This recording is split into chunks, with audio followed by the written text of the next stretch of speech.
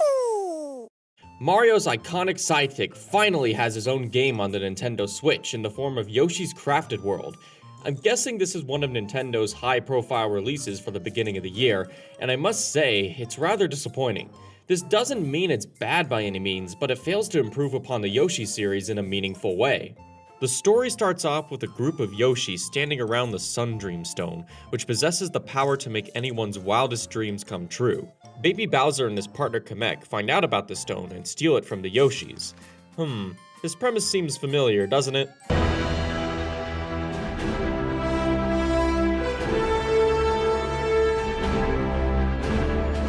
The story is nothing special, although that is what it's like for every Yoshi game. Crafted World mainly misses the mark when it comes to the gameplay. It's noticeably easier compared to the other Yoshi games, including Woolly World on the Wii U. Part of this is due to the cardboard boxes introduced in this game. They're collectibles that are attainable at the end of each world by spending coins at the gumball machines. These costumes will allow Yoshi to take extra damage and not lose anything from his health. It doesn't matter in the grand scheme of things, because the level design fails to challenge the player in a meaningful way. I cruised through the levels easily and rarely felt pressured by any of the enemies that stood in my way. Most of the time I could just ignore them without having to worry.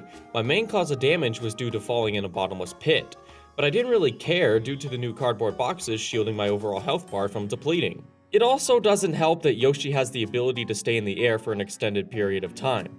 By holding down the jump button, Yoshi can perform a flutter jump, and this makes platforming a breeze. Even the later levels don't stand a chance against the flutter jump.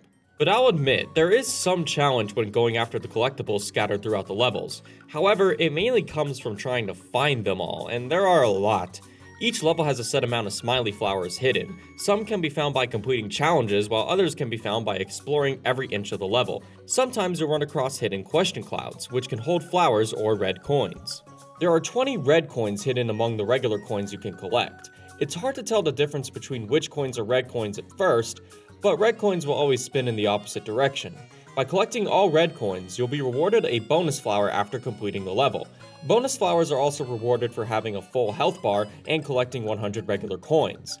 All of these collectibles feel like padding in this game. I don't have too big of an incentive to collect all the flowers, even though they unlock bonus levels at the end of the game. This issue extends to all of the Yoshi games, but it's worse due to a new element introduced, and that's the flip side of levels. The gimmick is you can complete the levels in reverse and find Poochie Pups that can grant flowers if you find them. There's no real point to this unless you want to go for 100% completion.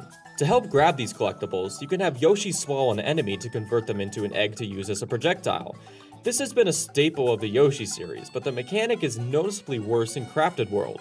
The levels have a 3D aspect to them, which allows you to throw an egg at the backgrounds of the level. This new design made me miss shots that I shouldn't have. Sometimes the game would think I'm aiming at the background instead of right in front of Yoshi, and this would cause me to miss certain collectibles. I can already hear you ask, why don't you just re-aim? I would if I wasn't under pressure from missing a smiley flower due to a timed challenge. If you press the button too quickly to fire an egg, you'll rapid fire, and this is what caused me to mess up. While the levels do lack challenge overall, there are some creative level designs I came across. One level has you board a pirate ship to take part in sea battles. Dino Smash has you wear a fossilized dinosaur head to get past obstacles. Deceptive Doors has some unique puzzles involving revolving doors. And my absolute favorite is Afraid of the Dark, where you have to run away from cute, fluffy dolls wielding axes. However, there are still questionable levels, including a racing level where Yoshi must run from one side of the car to the other to move the vehicle. But the absolute worst of the bunch is the Yoshi mech. You have to punch everything in your way, and its controls are awkward. To aim Yoshi's arms, you have to move the control stick up and down, but sometimes you may not want to aim fully up. It's the precise aiming that doesn't work well for these sections. The developers decided to use the mech mechanic for the secret boss at the end, which made a challenging, fun boss into a frustrating one. That being said, the majority of the bosses are fun to go up against. You'll be riding side by side against a train that has an alligator head, a giant piranha plant where you have to pop balls to deal damage, and the final boss even has you fight a giant Mecha Bowser. One aspect this game does improve upon is the visuals, and I must say this is one of the best looking games on the Switch. The art style is simply beautiful to look at with the cardboard aesthetic of the levels. Bridges are connected by yarn, backgrounds are made of paper, and even Yoshi and the enemies all look like they're made of homemade materials. This game does have adaptive resolution, meaning the quality will change from time to time, but it's hardly noticeable when playing. But once again, the game does take a step back, and that's in the music department. There is hardly any variety when it comes to the songs, with the melodies being reused again but in a different style. Compare that to Woolly World, where all the levels had unique themes. Comparing Crafted World to other Yoshi games, and even other platformers on the Switch, it's hard to say that it's worth the purchase. You're better off spending your money on other high-quality platformers that are already on the system. However, if you are interested in the series, I think this is a good starting point due to the easy nature of the game. But what do I know? I'm just some random guy on the internet that decided to review Yoshi's Crafted World.